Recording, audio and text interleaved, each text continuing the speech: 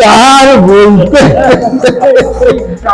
কার্তিকের বউ একেবারে জলপরি।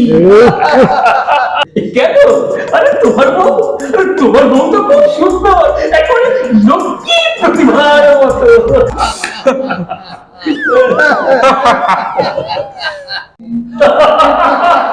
আরে বান্ডুল দা, তুমি মন খারাপ হয়ে বসে আছো কেন?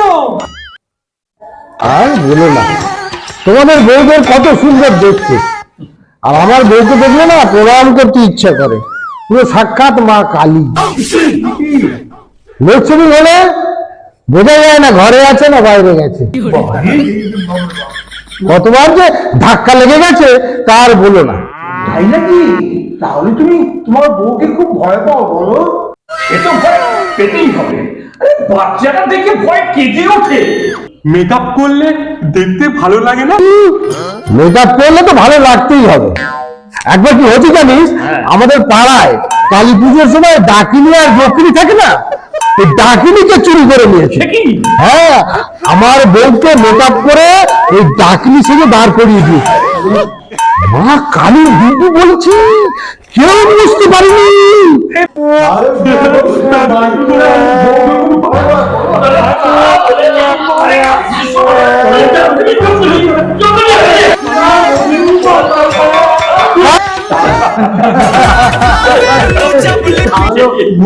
ভয় পায়, তাই তুমি খুব বউকে খুব ভয় পাও।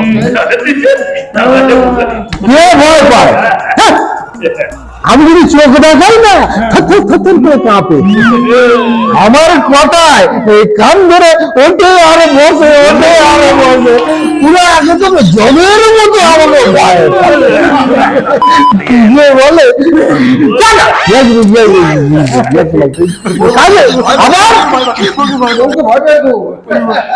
আমি সময় সব সময় একেবারে আমি চেপে রেখে দিয়েছি। বলতে তোমার ঘর থর থর করে কাঁপে?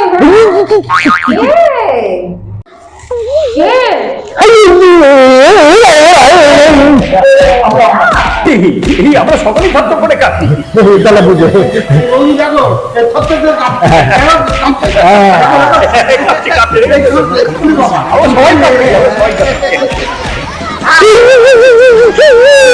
তোমার কথা খোঁজ করি না, তাও আবার কান ধরে।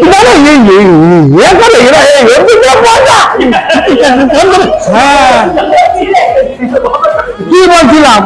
আমি তোমার কথায় কান ধরে খোঁজ করি। একটা কি আমাকে দেখে নাকি প্রণাম করতে ইচ্ছে করে, আমি নাকি মা কালীর মতন দেখতে।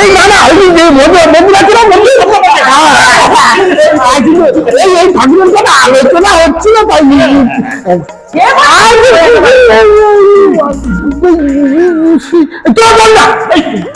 বলতে পারছিস না, আমরা কালী ঠাকুরের আলোচনা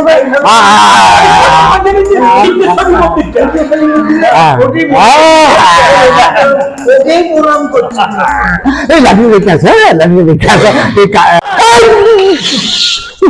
তোমার কথা অভ্যাস করে গান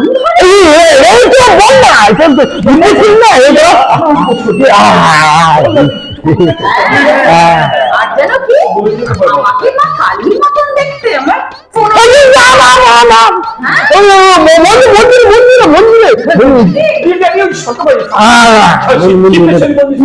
বললাম তো ভাই,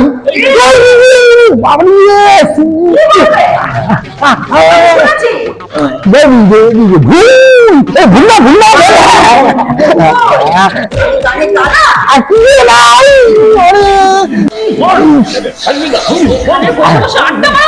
না না বাসন গুলো কে মাজবে? হ্যাঁ, ব্যাপারটা কি নিজের কাজ নিজেই করা উচিত। বাসন মাজবে